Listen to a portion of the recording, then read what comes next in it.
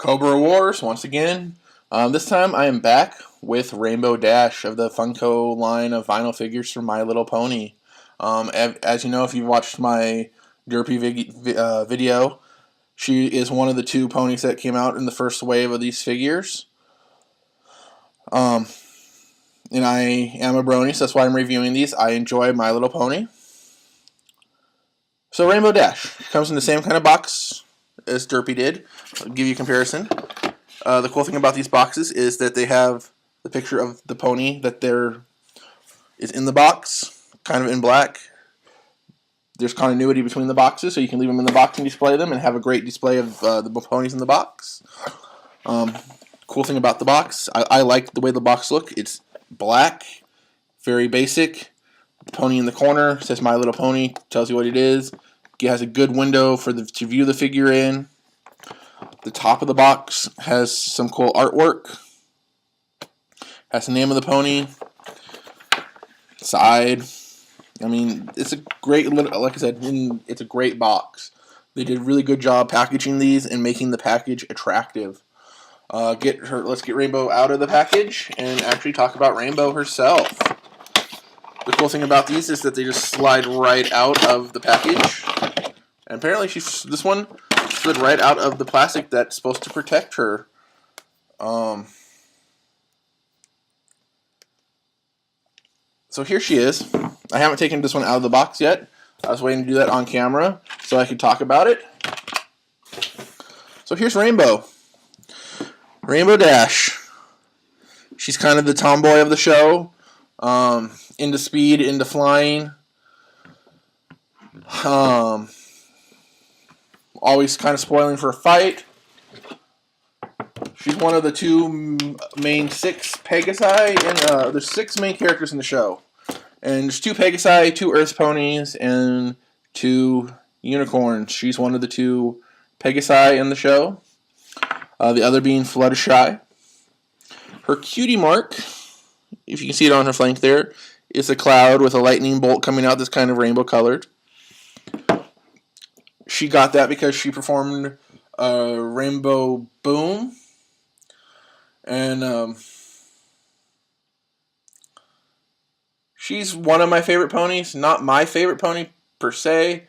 That would be Fluttershy. And I'm waiting for her figure, which is supposed to come out this March. And the other pony that's supposed to come out with her is Dr. Hooves. Very excited for both of those. So let's talk about this figure, though. I noticed, like people have stated before, there are some flaws on this figure. I got some glue residue left over on her hair, on mine, on this one. Derpy, I didn't have any of this glue residue left over. So I got some glue residue left over on her hair. Little annoying. This one has a scuff on it. Overall, the mold doesn't look like there's any of the vinyl problems that I had on my Derpy. Again, her tail is 2 pieces. It looks like they have the main tail that they have, and they add another piece to... Derpy's tail and her tail are completely different, so it looks like it is a whole different sculpt for the tail. And the mane, as you can see, the mane is completely different than Derpy's, which is cool. So, I mean, other than the body being the same, the hair and the tail, completely different. The paint app on mine is pretty clean. The only problem is these glue residue left over, which I'm hoping I can rub off. The blue in her mane's a little off from the show. She doesn't have blue on the top of her mane in the show, or on the artwork on the box. So that's a little off. It's not a deal breaker for me, but it's not quite accurate.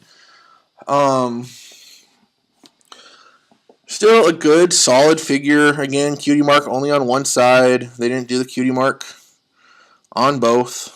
Kind of disappointing. I hope they fix that in the next wave of figures, or that they address that issue. Maybe, I don't know, because if I have both ponies talking to each other on display, there's no cutie mark on Derpy. The only way that there's a cutie mark on Derpy is if I face her the same way with Rainbow, and that's just kind of I don't know. It just doesn't look right to me. I mean, but then again, most people have them facing something like that, maybe displaying them so you can see, or they'll have them face somebody facing forward, somebody facing at an angle that way.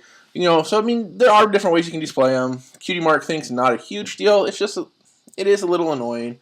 I want to do this for comparison so you can see, like I was saying, Derpy's tail is this big, fluffy, floofy tail. Rainbow's is much more streamlined and small. So I mean, and like I said, as you can see on the mane is completely different sculpt. It's not a repaint. I mean, they could have very easily just repainted one figure and called it good, and they didn't. They put some time into it. They sculpted hair, a mane and a tail. Rainbow Dash, just because of the condition mine came in, now that I'm looking at her out of the box, there's a little, underneath of her mane, there's a little, right, it's just not showing up very well, but right there on mine, there's like some mist paint. I would give her probably a 7 out of 10 just because of the condition my figure's in. Other than that, if I had a better condition figure, I'd probably give her a 9 like I gave Derpy, because there are some... it's because of the flaws of my figure that I'm giving her a 7. She's a great addition to this collection. Both of these figures are a great start to a vinyl collection of My Little Pony, especially show-accurate ponies that look more like they do on the cartoon. Right now, they're both available from, like I said, from Hot Topic. Hot Topic online has them, and Amazon has them. So, I got mine from Amazon, again, $14.50 for them. It's a great price for this kind of figure, great price for this quality of figure. And if you're a brony, they are so worth picking up, or even a Pegasister. These are the quintessential ponies to collect if you are a older fan. Much better than the brush, I think, because they are show accurate. They look more like the cartoon counterpart, and that's what appeals to me. Anyway, this is Cobra Wars with this review for Rainbow Dash. I hope you enjoyed, and I look forward to having more reviews for you.